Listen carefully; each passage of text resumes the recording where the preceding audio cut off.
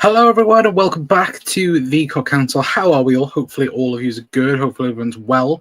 And welcome back to a Liverpool news episode for you guys this evening. Of course, we are here to yet again discuss Alexander Isak, which has been the biggest talking point of the summer so far for Liverpool fans, for Newcastle fans, and I think every other Liverpool football fan, of course, as well. But again, let me know how all of you are down in the comments. We'll discuss a fair old bit tonight, of course. You know, we got not only Alexander Isak news to discuss, we've also got stuff about Marc Guehi as well, which again, that will be the big talking point. We'll talk about Ben Doak as well, also going to Bournemouth, and of course we're going to kickstart the show talking about Federico Chiesa. He is here to stay by the looks of things, but again, like I said, let me know your guys' thoughts down in the comments. If you're new around here, do hit that like button, hit the subscribe button, and all of that good stuff as well. Again, apologies, there's been no shows over the last couple of days. Kind of had a little bit of a break, but of course it's going to be a busy week in terms of content. Again, we've got a video coming out every single day now for you guys, as well as the season will properly kicks off now. I also say that, by the way, we do have a break, in like 2-3 weeks time, when it is the international break, which is going to suck. But again, you know, the fact that football's back and we're talking about football, again, it's a great thing as well. But again, let me know how you lot are down in the comments. But big up Ollie as well, saying evening Con, hopefully you're doing well, mate, as well. But yeah, no, it's going to be a busy week, especially because the Reds don't play till Monday, so we've got the entire weekend to wait for the football. But talking about transfer news in tonight's episode, and that is, of course, we're going to obviously kickstart the show talking about Federico Chiesa. He is going to stay by the looks of things. Fabrizio Romano did confirm it last night, as you guys can see on screen. As I say, but there, Federico Chiesa and his agent have informed Liverpool about clear desire to stay at the club. Chiesa considered to leave Liverpool in June and July when Liverpool rejected bids for Diaz and Federico was left out of the Asia tour. Now Diaz has left, more space, and that goal to open the new chapter as well. Look, personally, I'm made up for Federico Chiesa. Very much am. I think, look, obviously last season it was a bit of a mixed bag, certainly around, you know, Federico Chiesa and his first season at Liverpool. I think, of course, everyone with the song and the chant. Of course, we all love Federico Chiesa, but it was a bit of a mess season for him. Of course, you know, not really having any Premier League minutes in terms of starts, you know, and I think that goal on the weekend as well, especially his first Premier League goal, was huge. You know, it was a huge moment, got Liverpool back into the game. Again, a huge moment for him as well. And I think Liverpool have done the right thing, or at least all the news that's coming out that Chiesa is now going to stay. I think it is personally the right choice. I think, of course, with Luis Diaz going, or has already gone, Darwin Núñez also gone as well. It's that stage now where we are thin up top, and we are at the moment. Of course, Liverpool reportedly are looking at, of course, options as wingers, and of course, we're currently looking at Alexander Isak. But for him now to be given an opportunity, of course, he's had a little bit of a pre-season. Sadly, didn't go out to the Asia tour. If you believe the rumor that was going around that he was injured at the time as well, that's another thing, whether or not you can believe it or not. I think for me, I do think there was something there, but I do think it was mainly transfer related to why he didn't go to, obviously, the tour of Hong Kong and obviously Japan. But I think as well, him now being that option off the bench, I think Arne Slot spoke in depth, didn't he, about how normally in that type of situation, we would have brought on somebody like a Diogo Jota that would make an impact. And of course, Federico Chiesa made that impact coming off the bench. And now he's most likely going to have that option, you know, week in, week out now, because Liverpool are literally, 4 forwards at the moment. You know, we've got Mo Salah, Cody Gakpo, Hugo Ekitike. Yes, you can play Dom a bit more forward. You could play other players a bit more forward. But of course, Chiesa is pretty much the fourth choice forward now for Liverpool. And of course, when Liverpool do add, or if Liverpool do add to the attack, again, Chiesa will be fourth or maybe fifth choice. in many people's eyes. So I think it will be interesting to see, where he will fit more into the squad. I think an overall perspective, in my honest opinion, I think as of right now, looking at the squad, he is a backup striker, more so than, of course, backup to Mo or anything like that. But if Liverpool do bring in Alexander Isak, I think, of course, then he is back to being the backup then for the entire front three. He's backup for Cody, he's backup for Mo, of course, at the striker position. There's not really backup needed then because you've got Hugo Ekitike, you've got Alexander Isak as well. So that's another thing where, again, Chiesa can fit in anywhere then, really. But again, I'm happy that he's going to be staying as well. But let me know your guys' thoughts, of course, down in the comments.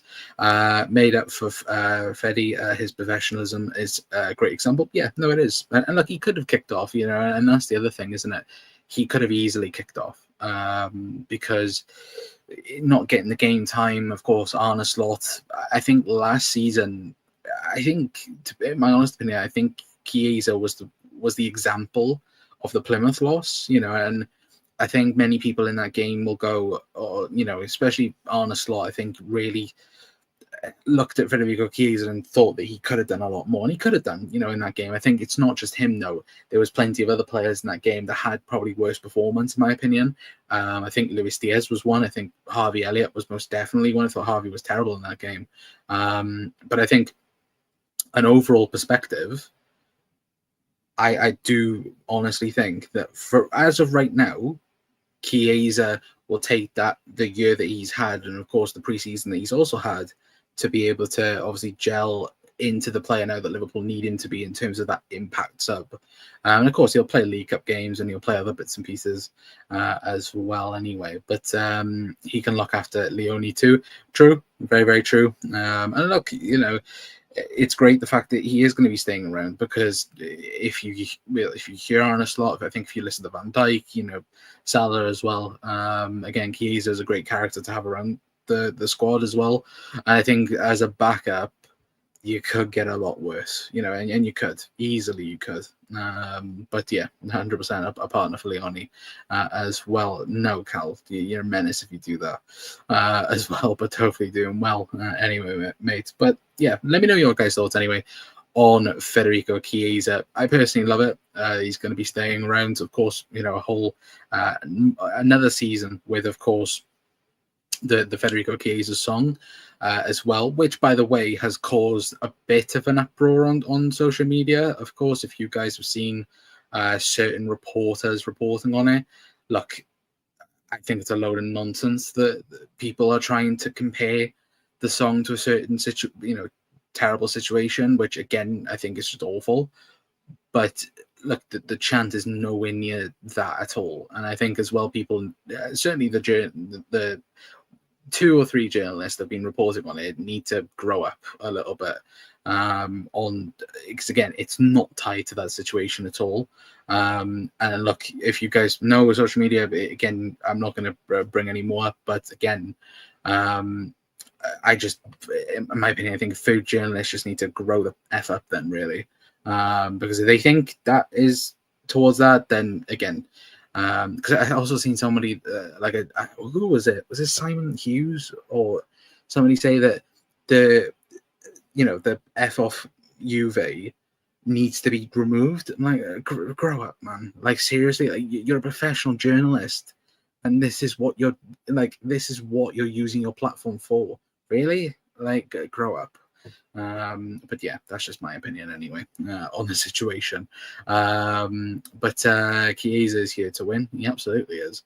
Hopefully back-to-back Premier League titles as well anyway. But we will move on and we'll talk and discuss Ben Doak, of course, going to Bournemouth. A very good move for him. Of course, Liverpool did confirm the move themselves, as you guys can see there. Liverpool FC can confirm Ben Doak has completed his permanent transfer to AFC Bournemouth. Everyone at the club wishes Ben well in the future. Now, the big important thing to discuss about this is that Liverpool do have a buyback in the contract. Again, we don't know how much for. That's not been discussed or anything around that. But again, the fact that Liverpool only bought Ben Doak for, what was it, 600k, 800k, and then have sold him for the price that we have done. And yes, I do apologize. It is Gannon Doak. Now, I do apologize, Cal. It is Gannon Doak. But again, Ben Doak, same thing, really. But look, I think it's a good move for him. I think Bournemouth last season, I thought had a very, very good, obviously, season under Areola. I think, look, for me as well, he will obviously perform a lot better as well. I think with the move to Middlesbrough last season, he definitely was the best right-sided winger in the Championship last season before he got his injury. And that's been the problem with Ben Doak, I think, throughout his entire stay at Liverpool, is that you'll have a very, very good period, like around a couple of months, and then sadly get an injury. Like, I think the last 2 to 3 seasons, he's missed like nearly a full season of football, because of the injuries that he's picked up. And that's a shame, to be fair. I think the player, Ben Doak, I think he's a very, very good player, but it's that injury side of it is kind of like, well, how long does an injury, how many injuries will take it finally out of him? Again, because the Ben Doak that we've seen, again, is a very explosive player, very, again, a pace-oriented player that can beat a man down the wing. Again, once you've had 1 or 2 injuries, then you kind of then lose that pace. And look, for 20, as Ollie said there, 25 million plus a buyback option is an amazing deal, and it is a great deal. I think it is a very, very good deal for Liverpool.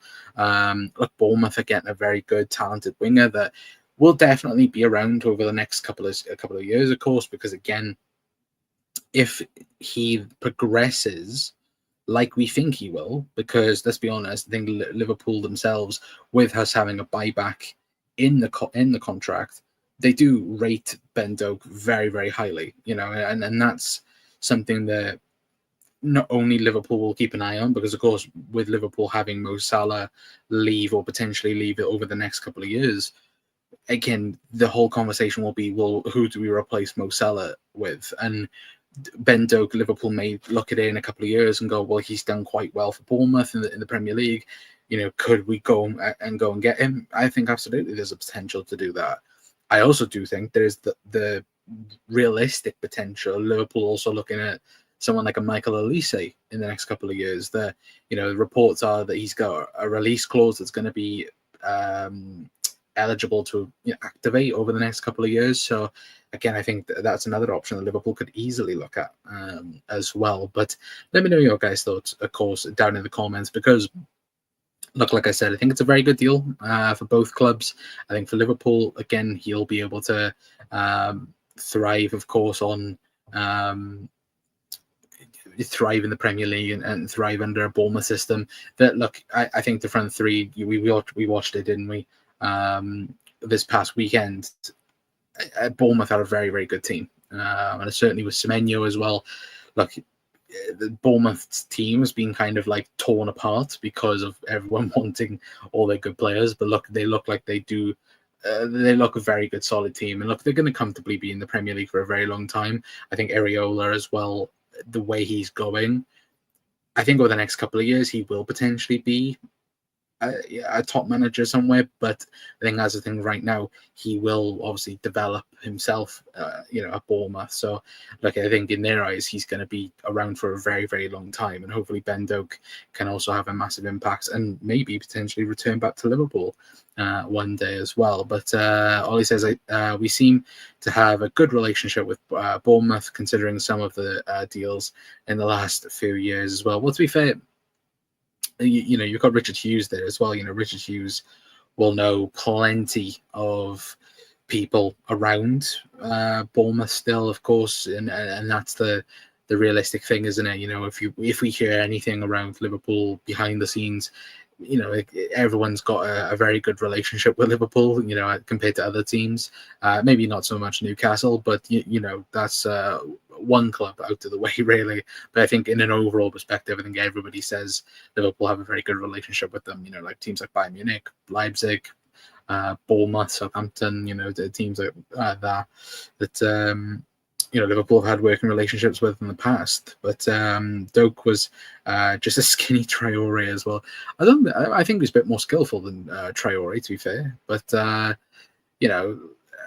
look, it could go one. It could go one or the other way, couldn't it? Really, I think Ben Doak will be a very decent Premier League player, but it's also that sense of that it could go completely the other way, where we think he could have potential, and obviously this is why we've bought the buyback clause in the contract. But also then, I think a lot of people might go, oh, well, he could end up being another player that doesn't really work out at Bournemouth, fizzles down to the Championship maybe, and then that's the type of player that he is. Could very well be the case, but I think as long as the injuries don't catch up with him, I think he'll be sound. I think watching him once or twice for Middlesbrough last season at the start of the year, he was very good. And I think when you looked at the numbers as well, he was very unlucky in that Middlesbrough team under Michael Carrick.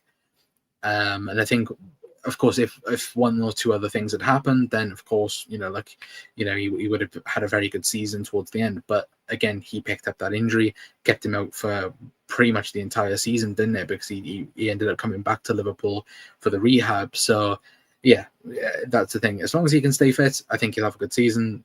If not, then yeah, it's then the question of the injuries reoccurring and obviously creeping up to him as well. Anyway, but we'll move on then, and we'll discuss Marc Guehi. Then, of course, obviously, as you guys can see, with their Guehi talks continue, and they have done for a very, very long time over the summer, of course, as I nearly bit my tongue then. But as you guys can see on screen right now, James Pearce as well has also added to this today.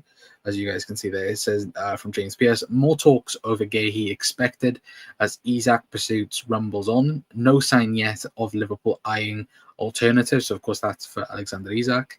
And obviously, it does go on to say about Elliot, Tsimikas.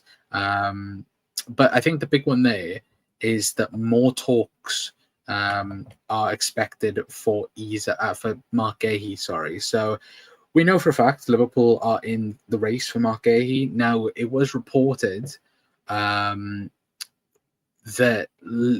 Liverpool are the only club for Marc Guehi, which is a good thing, because of course there's been reports as well suggesting that more teams might get involved because, again, market opportunity. And of course, we know Marc Guehi is a very, very good, talented centre-half. We've seen that in the Community Shield. Also saw it on Sunday when, of course, Palace played Chelsea. And to be fair, Palace were unlucky not to win that game. In my opinion, in my honest opinion, I thought they deserved to win it. But we now know, of course, it is only going to be Liverpool for Marc Guehi. We know that Newcastle have tried over the last couple of weeks, and Marc Guehi has told them no. And also Spurs as well, reportedly also were in conversations with Marc Guehi, but was made aware that Liverpool were the only destination that he wanted to go other than Crystal Palace. But the also interesting thing where it does come to Marc Guehi is what Dave O.C. Kopp also put earlier on, as you guys can see below. As he does go on to say that from exclusive from himself, saying that Liverpool are hoping to secure the signing of Marc Guehi as early as this week. Liverpool were initially hoping to pay around £30 million, a fee closer to £40 million. Total is expected with add-ons. So again, £40 million for Marc Guehi, I think it's a pretty decent deal, isn't it? Let's be perfectly honest. I think in an overall perspective, look, Liverpool would have loved to have obviously got him around £30 million. That fully would have been a proper market opportunity when we talk about a player being available for so cheap. But I think in an ideal world, again, £40 million for England's best centre-half. Yeah, we've said it over the last couple of weeks, haven't we, that Marc Guehi, in my opinion, is England's best defender. But also, I think when we looked, certainly on Friday night, that, look, you compare Marc Guehi with Ibou Konate. If Konate keeps having those types of performances like he did against Bournemouth, then I think Liverpool will easily go, right, well, we can replace Ibou, put him on the bench, and we've got a very top-class player in Marc Guehi to come in as well, which could be obviously an interesting point of view. But I also look at it and go, well, Liverpool will also look at it and go, well, at the moment, Liverpool do have quality on the bench. We've got Virgil van Dijk, we've got currently Ibu Konate, Joe Gomez is back fit, thank God, and you've also got obviously Giovanni Leone that you've just gone on to sign. So Liverpool, and again, I think the Athletic reported early on that Liverpool themselves view the situation as that they already do have 4 top class centre halves. Of course, they have the best centre back in the world, in my opinion, in Van Dijk. Of course, Konate, the club rating very, very highly. But I also think, I personally think that Liverpool are also not worried about getting Guehi, because again, Guehi's pretty much agreed the deal with Liverpool. And I also think as well, Liverpool, if we get Marc Guehi in now, then there's no pressure around the Ibu Konate situation. Similar to how, if anybody remembers the Gini Wijnaldum situation, where we bought Thiago to be the natural, or to be the replacement for Gini Wijnaldum within the squad. We didn't end up selling Gini in that summer. And then that was already then the natural replacement, where Liverpool's midfield 3 was normally Fabinho, Jordan Henderson, Gini Wijnaldum, and then it transitioned into Fabinho, Jordan Henderson, and Thiago Alcantara. And of course, obviously, in an ideal world, that would have been amazing. But of course, Thiago got injured every single week nearly. So with that being said, you then think that, Liverpool are going to go on to maybe do the same with Ibu and Marc Guehi, where we will end up having, before the window closes, Van Dijk or Virgil, Ibu, Joe Gomez, Giovanni Leone, and Marc Guehi, which I think is the right move to do, really, because again, there's no pressure then on Giovanni Leone to, obviously, he will then develop over time. Of course, you've got then the replacement kind of in the door for Ibu if he doesn't sign the new contract. Then, look, Liverpool are not afraid then. We're not then similar to what we was this past summer in looking at the right back market and going, of course, we're going to go have to get Jeremy Frimpong. But again, Frimpong was a very good opportunity to go and get. Now, imagine if Frimpong wasn't available. That right back market was awful, and let's be honest, it was terrible to go through. So, Liverpool are getting very, very good quality for a very, very good price as well, because in an ideal world, Palace could, if Marc Guehi was in, not contract talks, if he was in, a 2, 3, 4 year contract, Palace would easily be asking 70, 80 million pounds for Marc Guehi, because again, the contract situation and the fact Marc Guehi is a very good centre half as well, let's be honest. So, yeah. But Con, would you keep hold of Costas or Tsimikas? No, I would let Costas go. Love Robbo, but can't remember that last time he had a decent game. Yeah, look, don't get me wrong. Obviously, the reports with Costas is that Liverpool want to loan, or the rumours is that Liverpool want to loan Costas out, and then, of course, bring him back in a year's time. And I think that's the idea that they have at the moment, where it's we let go of we let Costas go, let him go on loan for a season, bring him back. He might then be the backup then for Milos Kerkez. But I don't get that personally, because again, do I think Robbo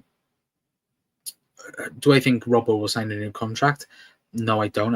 I don't personally think Liverpool offer him a new contract. But we would have to wait and see. But hopefully, there'll be something there that, like, Liverpool will do something that is right. But again, do Liverpool then look for a backup right back for next season? There's all different complications with it as well. But I don't think Costas will be here by the end of the window. But it'll just depend on whether or not it's a loan deal or permanent transfer, because I think there's even talks of Olympiacos as well being in the conversation for Costas, which of course obviously he came from Olympiacos as well. So look, we'll have to wait and see, because a Greece in the World Cup, or are they going to be in the World Cup? I'm not too sure. But yeah, of course, Costas will want to be playing week in, week out, won't he, because of the World Cup as well. But a little bit of breaking news for you guys anyway. Now, how many Liverpool players is that? 1, 2, 3, 4, 5, 6. Well, 5, technically 6, maybe in the future. 6 Liverpool players have been in the PFA Team of the Year. So Virgil van Dijk, Ryan Gravenberch, Alexis McAllister, Mo Salah, and potentially Alexander Isak has been in the Team of the Year, of course. Yeah, Ryan Gravenberch getting robbed of the Young Player of the Year awards, which is a bit mental. And obviously Morgan Rogers won it. And to be fair, he did have a decent season last year, but still, I think it's a bit of a robbery there anyway. But we'll get on to the last story of tonight anyway, guys. In terms of Alexander Isak, as you guys can see, is the Isak deal in doubt? Now, we already know, everything around it. Of course, obviously Newcastle are looking at strikers that trying to replace Alexander Isak. Now, last night, Craig Hope put a post out on X or Twitter, whatever you want to call it, as you guys can see. But there, as he does go on to say that Johan Wies's situation escalates as he deletes all trace of Brentford on Instagram. He thought he had an agreement to go with the Bees are asking for £50 million plus. Newcastle deal in doubt. Huge impact for Isak and Liverpool. Newcastle need 2 strikers for it to happen. They've signed 0. Now, when I talk about is it a doubt for Liverpool,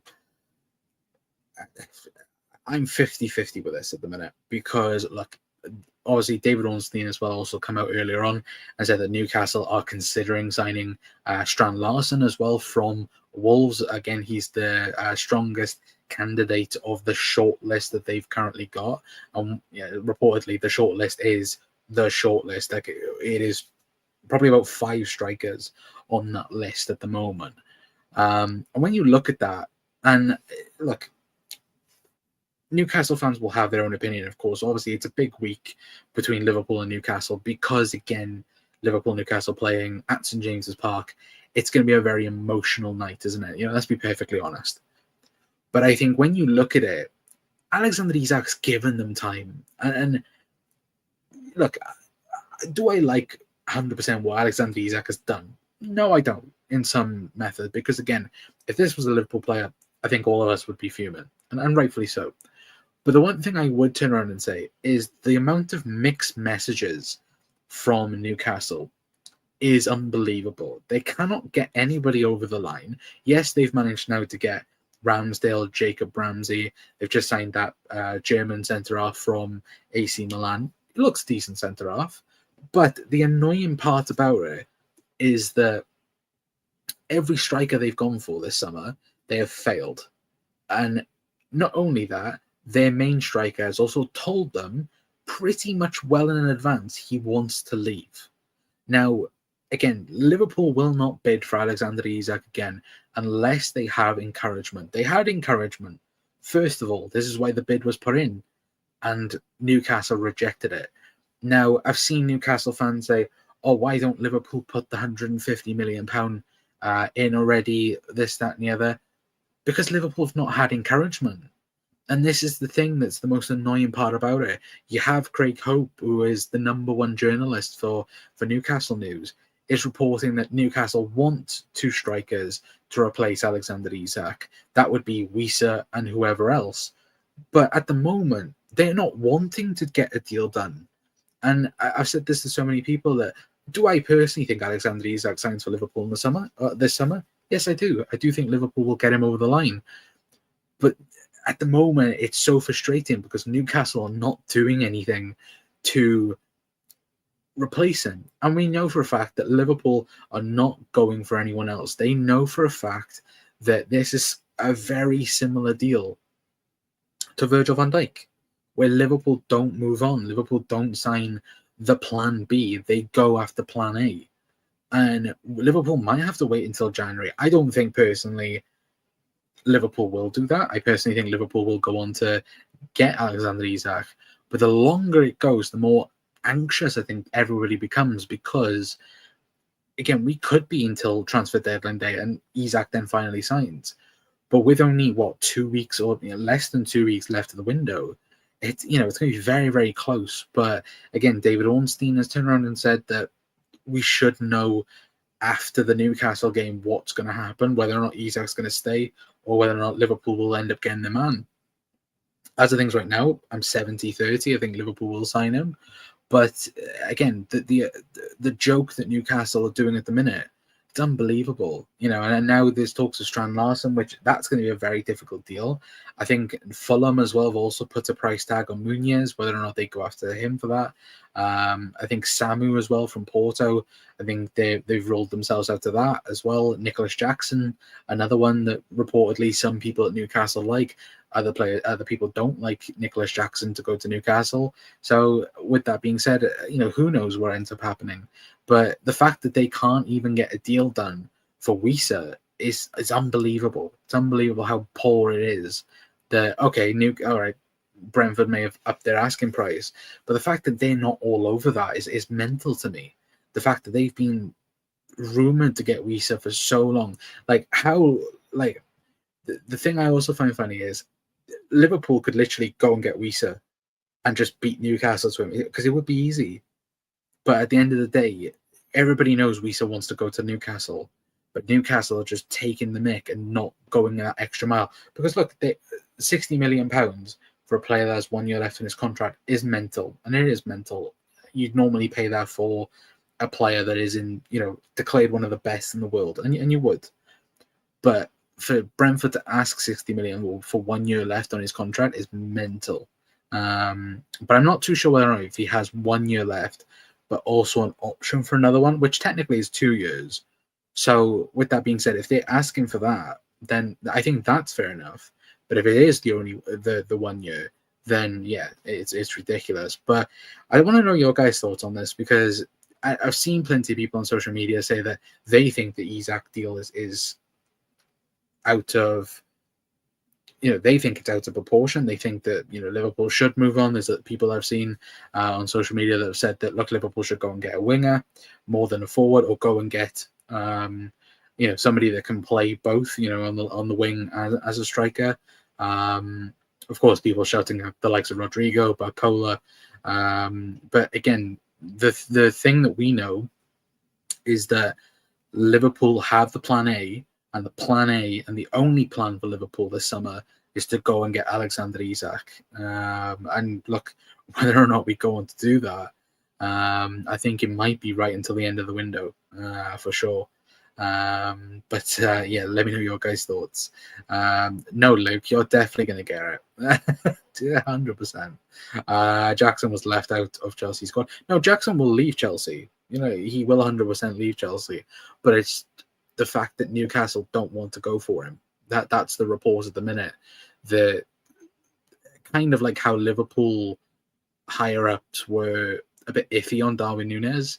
Reports the same with Nicholas Jackson. There's some people within Newcastle, I think Craig Hope reported on it, that some people in Newcastle like the thought of signing Nicholas Jackson, where other people don't like the thought of signing him. So when you think of that, look, it's a mixed bag, isn't it? But again, you've got other teams in the mix. Villa are reportedly in the mix. There's, again, people, the conspiracy theory is that Jackson will go to Villa, Watkins and Wissa will go to Newcastle, and that's how they'll do. But I think it's going to be I think it will be right until the end of the window. I think Marc Guehi will get done very soon. I think obviously a lot of people after the Chelsea game kind of go in like obviously the Glasner situation. I think it was something and nothing, if I'm being perfectly honest. But like I think with Eze going to Spurs as well, which by the way I think is an amazing signing for Spurs. I think Guehi will get done at least by next week, or at least by the I think we'll start hearing things that a deal's been agreed before the start of next week. But still, I think Isak could potentially be right until the transfer deadline day at the minute. But that's the hope as well, I think, for everyone. Loan with an option to buy, for Jackson, potentially, for sure. It could be an option. But look, let me know your guys' thoughts, of course, down in the comments. Look, do I think Isak gets done? Yes, I do. And when Newcastle finally get their act together, hopefully Liverpool will be all over it ASAP anyway. But look, any bits of news anyway, we'll be live for it. Of course, I'm just double checking if there is any other news. I don't think so. Because, of course, Mo Salah will be winning the PFA Player of the Year just when it gets confirmed. Oh, hang on a minute. We do have a bit of breaking news from Alexander Isak himself. Hang on a minute. What's Isak said on Twitter? Or he's just posted something. Hang on a minute. So, hang on a minute, chat. Because he's just put it out on his Instagram. James Trafford wins the Championship Player of the Year as well, by the way. So, he had a good game, to be fair, for City against Wolves. But so Alexander Isak has just come out with a statement. So he has come out and said, I'm proud to be recognised by my fellow professionals with a place in the PFA Premier League team of the season for the 24-25 season. First and foremost, I want to thank my teammates and everyone at Newcastle United who has supported me along this way. I'm not at the ceremony tonight with everything going on. It didn't feel right to be there. I've kept quiet for a long time while others have spoken. That silence has allowed people to push their own version of events, even though they know it doesn't reflect what was really said and agreed behind the scenes. The reality is that promises were made, and the club has known my position for a long time. To now act as if these issues are only emerging is misleading. When the promises are broken and trust is lost, the relationship cannot continue. That's where things are for me right now, and why change is in the best interest of everyone, not just myself. And then, of course, he ends it with Alexander Isak, as you guys can see on screen right now. You can't really see it, but again, that is what he has said. So, huge statement from Alexander Isak. I've looked. Hopefully, this is a good thing for Liverpool, and now a deal gets done. Because again, why would you want to keep an unhappy player, Newcastle? Isn't it quite funny though that the Wiese situation is exactly the same as Isak to Liverpool? It's a very interesting one, isn't it? But always says Newcastle, the biggest team in Newcastle. I would say no, but then to be fair, Sunderland are a bigger club. Isak quotes, but it's a huge statement from Isak, and look, I think it's going to be the start of a big week between Liverpool and Newcastle anyway. But look, hopefully you guys have enjoyed tonight's episode anyway. If you are new around here, please do hit that like button, hit the subscribe button as well, and any other bits of news will be live for it anyway. But as I clicked the button way too early, I've been Connor from the Cock Council. I'll see you guys a bit later on. Ta-ra.